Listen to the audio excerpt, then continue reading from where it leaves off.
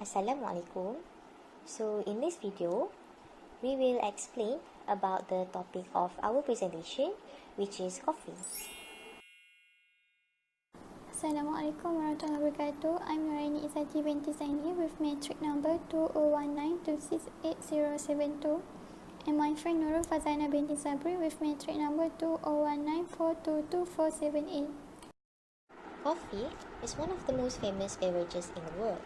Coffee, or kahwa in Arabic, was first prepared in Eastern Africa, which is now known as Ethiopia, in the 6th or 10th AD by Kaldi, a goat herder. Since European was colonizing many countries, coffee plants have been spread all over America, Africa, and Asia during the 19th century. It was stated that the propagation of coffee plant spread around the year 1969 in Malaysia. Coffee once has played a vital role in the Malaysian economy before rubber plantation took over. Nowadays, the coffee industries continue to grow and attract new customers.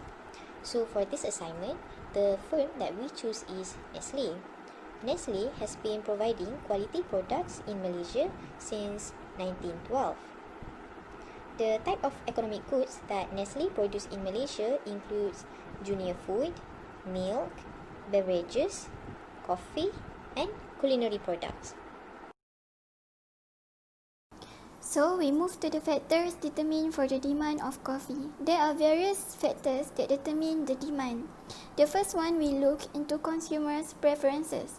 Preferences is swayed by the type of information and advertising that consumer gets in the changes in fashion trends or seasons.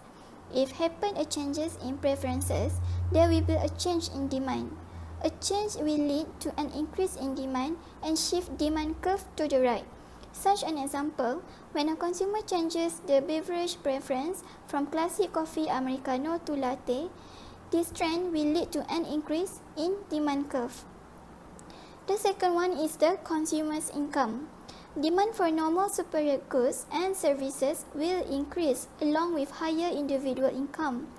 The greater the incomes of consumer, the greater will be the consumer demand, and the greater income means the greater purchasing power. Therefore, when income of people increase, consumer can afford to buy more. Thus, demand curve of normal goods will shift rightward and vice versa. Such an example, most of people with monthly income of 2,000 and above will appear more in coffee house and would go for better coffee or branded coffee, whereas for people like students who has low income or yet to have income would prefer to have instant coffee at home and cheaper coffee in restaurant. Next factor is the price of the good. The law of demand states the quantity of demand will fall when prices rise. Conversely, when price drop, demand will grow. Furthermore, when price changes, quantity demanded will change, and this will cause a movement along the same demand curve. A change in price does not shift the demand curve. Price of the good in coffee will give huge impact in downfall or rising of demand in coffee. For an example, consumers will go for a cheaper price of cup of espresso rather than expensive espresso if both coffee have similarities in quality production. The last one is the market size of number of potential consumers. The bigger population or higher number of buyers in market then lead to an increase in demand. The demand curve will shift to the right. Meanwhile, the smaller the size of market, demand curve will shift to the left. In terms of population structure, different age groups in market also influence demand differently.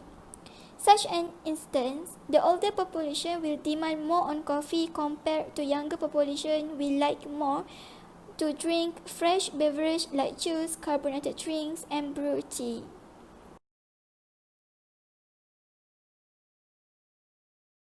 Now, let's move on to the example of firm and its market structure.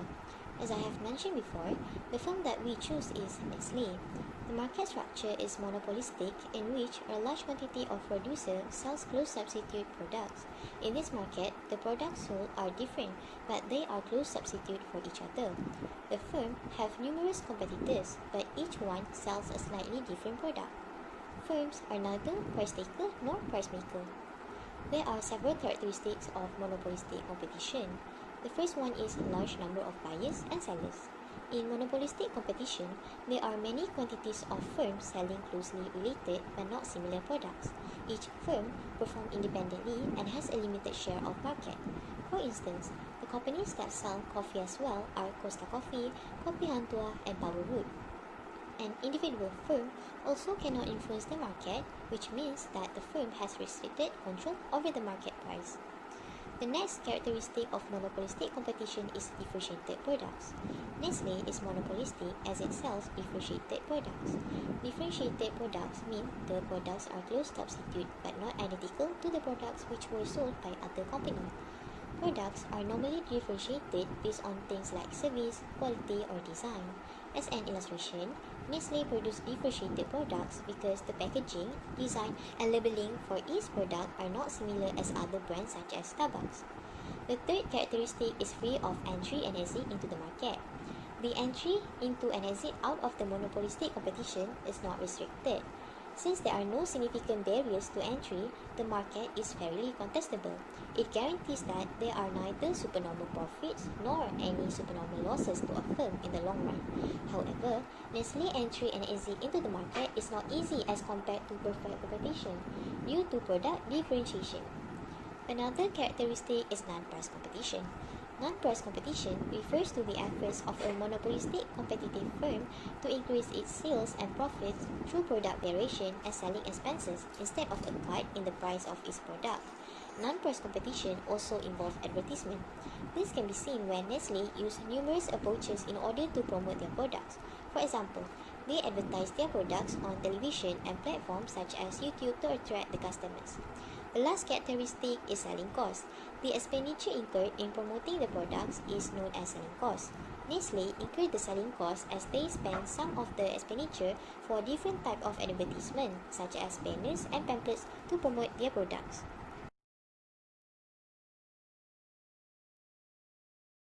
I will now explain about how the firm faces the cost. Monopolistic market faces the cost by adopting the non-price competition. Non-price competition means the firm tries to differentiate their products from other firms based on the product's attributes. The firm can differentiate the product based on the quality or customer focus and not only based on the price itself. For example, Nestle created a variety of coffee products such as Nescafe Gold, Nescafe Blend and Brew, and Nescafe Smooth Latte, which differs from Starbucks that produce products like Frappuccino blended coffee, cold brew, and freshly brewed coffee. Furthermore, non-price competition also includes many promotional costs such as advertising, sales promotion, and coupons. The firm employs non-price competition because it is more profitable compared to selling at cheaper price. For instance, Nestle advertises their product across different platforms such as Facebook, newspaper, and television in order to attract the customer to buy their products. There is a need for a producer to spend for advertising and promotion to make sure their brand is well known among customers. This is because branding plays a big part and it is taken importantly as it is the matchmaker in the eyes of every marketer. Other than that, Nestle also improves the margins. In order to speed up the growth, they stay disciplined on the cost management and go all out for efficiency at all levels. This method enables them to release resources to invest in product innovation and brand development, in which it helps to create value for consumers and shareholders. Nestle also handled the cost by reducing the cost. Nestle states that they made a decent progress on the structural savings program across all areas of manufacturing, procurement, and administration. At the end of 2019, they reached CHF 1.9 billion gross savings, or 76% of the predicted amount for the period from 2016 to 2020.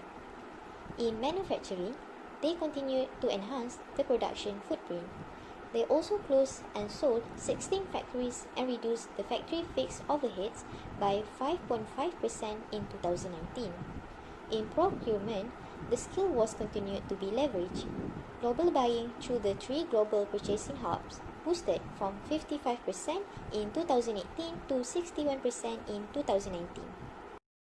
Next, Nestle increased the operational efficiency so that they can continue to adapt the organization to be more responsive, simple, and digitally enabled. To motivate responsiveness, they have further increased accountability, strengthened decision making, and promoted calculated risk taking.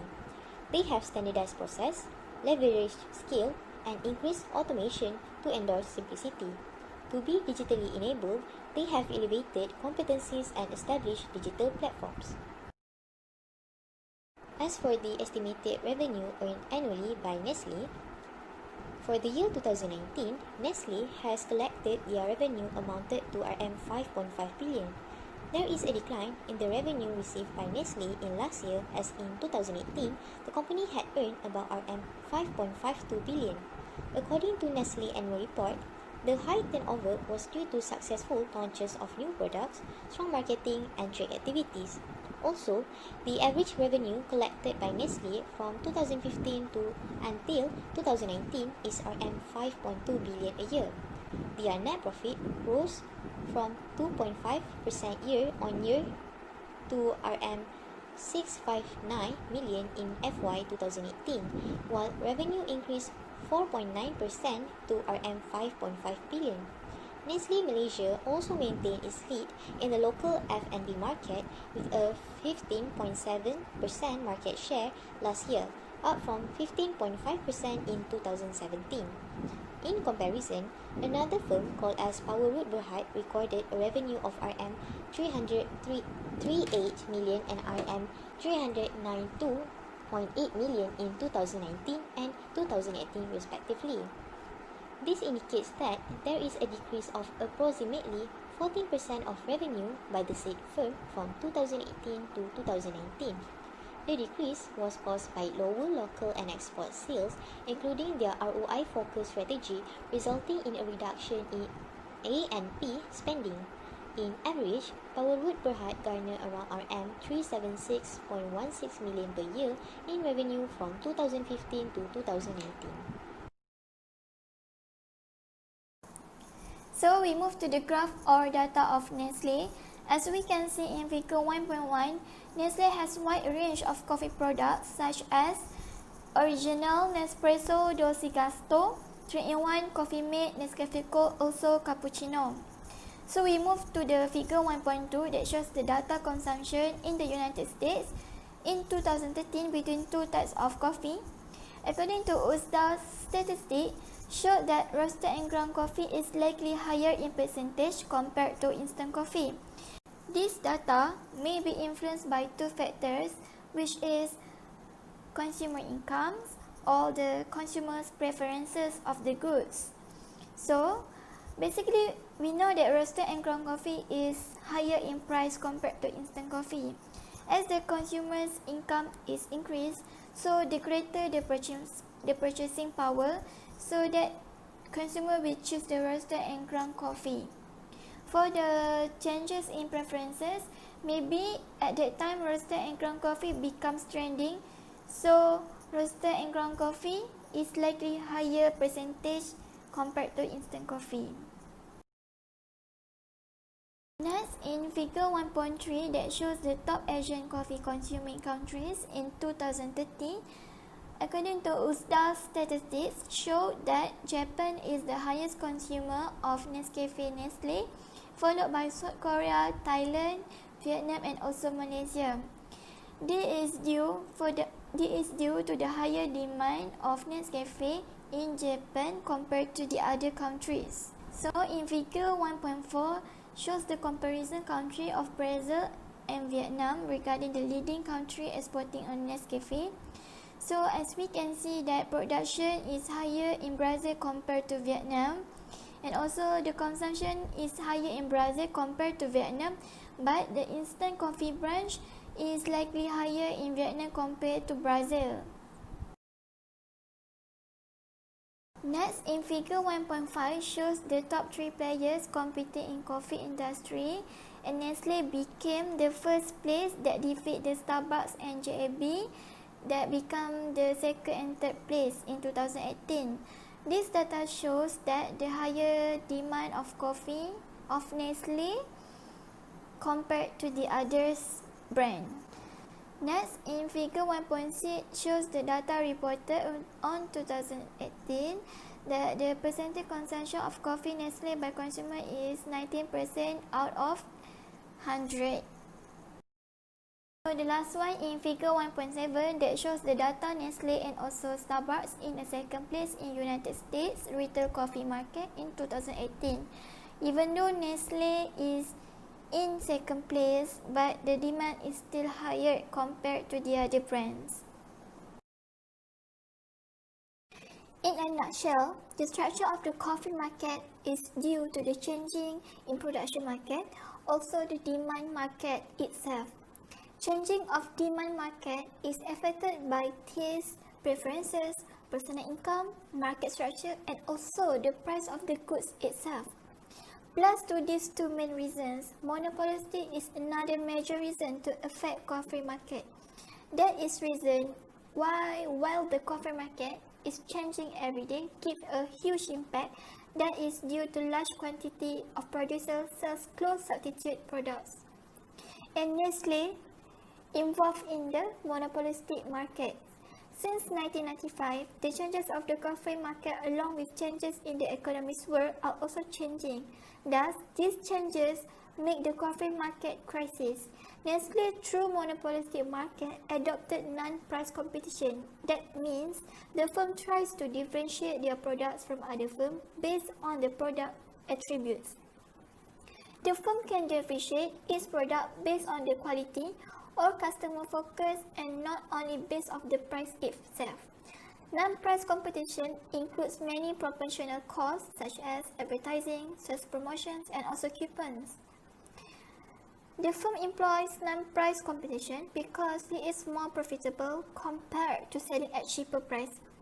Such an example, Nestle advertises their products through different platforms such as newspaper, television, or even Facebook in order to attract the customer buy their products.